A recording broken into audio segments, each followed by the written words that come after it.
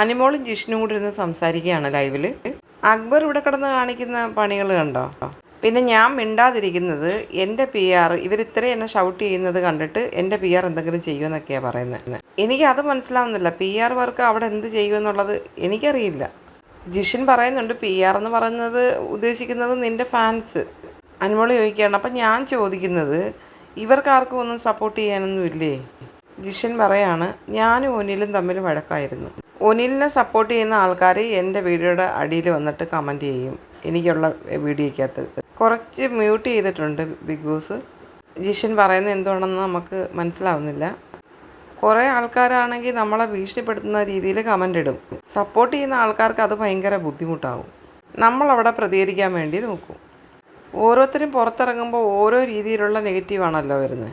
ചേട്ടന് നെഗറ്റീവ് വരുമ്പം ചേട്ടൻ അതിന് റിപ്ലൈ ചെയ്യാറുണ്ടോ എന്ന് ചോദിക്കുന്നുണ്ട് അനിമോള്. ഇവിടുത്തെ ഞാനല്ലല്ലോ പുറത്ത്, അപ്പോൾ അത് എൻ്റെ ലോകമാണ്. ഇവിടെ റെസ്ട്രിക്ഷൻസ് ഉണ്ട്, ക്യാമറയുണ്ട്, നമ്മൾ പ്രവർത്തിക്കുന്നതിനൊക്കെ ഒരു ലിമിറ്റഡ് ആയിട്ടുള്ള കാര്യങ്ങളാണ്. നിനക്ക് കുറച്ച് ബോധമുണ്ട്. അന്നേരം അനിമോള് പറയുന്നുണ്ട് ഞാൻ ഒരുപാട് നോക്കിയിട്ടേ സംസാരിക്കത്തുള്ളൂ, ആവശ്യമില്ലാത്ത കാര്യങ്ങളൊന്നും ഞാൻ പറയാറില്ല കേട്ടാ. നീ പുറത്താണെങ്കിൽ നീ പറയും, നീ പോടാന്ന് പറയും, പക്ഷെ ഇവിടെ നിനക്ക് അതിൻ്റെ കാര്യങ്ങൾ കറക്റ്റായിട്ട് അറിയാം. നമ്മളടുത്ത് എന്തെങ്കിലും വന്നു കഴിഞ്ഞാൽ നമ്മൾ സാധാരണ ഒന്നും മിണ്ടത്തില്ല. പക്ഷേ ഇനി ഞാൻ കൊടുക്കും, ഇവിടുത്തെ എക്സ്പീരിയൻസ് വെച്ചിട്ട് ഇനി ഞാൻ നല്ല ശരിക്കും കൊടുക്കുന്ന അനിമോൾ പറയുന്നുണ്ട്. എന്തായാലും ബിഗ് ബോസ് ഹൗസിൽ വന്നതിന് ശേഷം അനിമോളെ സ്ട്രോങ് ആക്കിയിട്ടേ ഉള്ളൂ.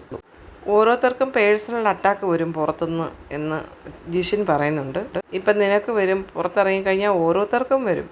മസ്താനിയുടെ കാര്യം തന്നെ എടുക്കുകയാണെങ്കിൽ അവൾ എന്തോ ഒരു ഇൻ്റർവ്യൂ കാര്യങ്ങളോ എടുത്തത് പേഴ്സണലായിട്ട് എടുത്തത് കൊണ്ടാണ് ഈ പ്രശ്നങ്ങൾ ഉണ്ടാവുന്നത്. അത് മ്യൂട്ട് ചെയ്തിട്ടുണ്ട് കുറച്ച്. അപ്പം പറയുന്നുണ്ട് അതിൻ്റെ ദേഷ്യം ഇവൾ തീർത്തത് മസ്താനി പുറത്തിറങ്ങിയ സമയത്ത് ഇവരാഘോഷിച്ചത് വെച്ചിട്ട് ട്രോൾ വീഡിയോകൾ ഉണ്ടാക്കിയാണ് ബിൻസി അതിൻ്റെ പ്രതികാരം തീർത്തത്. സ്വന്തം അങ്ങോട്ടും ഇങ്ങോട്ടും ചെല്ലിവാരി എറിയുകയല്ലേ എന്ന് അനുമോള് ചോദിക്കുന്നുണ്ട്. ഇന്നലെ തന്നെ മസ്താനി അവിടെ വന്നിട്ട് അവിടെ കിടന്ന് കരയുന്നുണ്ടായിരുന്നല്ലോ. ഇപ്പുറത്ത് അപ്പാനിയുടെ വെർഷൻ വേറെ ഉണ്ട്. അപ്പാനിക്കത് സഹിക്കാൻ പറ്റാത്തതിൻ്റെ കാര്യം എന്ന് പറഞ്ഞു കഴിഞ്ഞാൽ അതിൻ്റെ വെർഷൻ വേറെ ഉണ്ട്.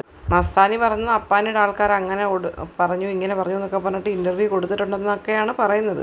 അനിമോള് പറയുന്നുണ്ട് ഇന്നലെ അപ്പാനി വന്നപ്പോഴൊക്കെ ഭയങ്കര കാര്യമൊക്കെ ആയിരുന്നു. ഇവിടെ എല്ലാവർക്കും അറിയാം ഈ പ്രശ്നം, ഇവിടെ എല്ലാവർക്കും അറിയാവുന്നൊരു കാര്യമാണ്.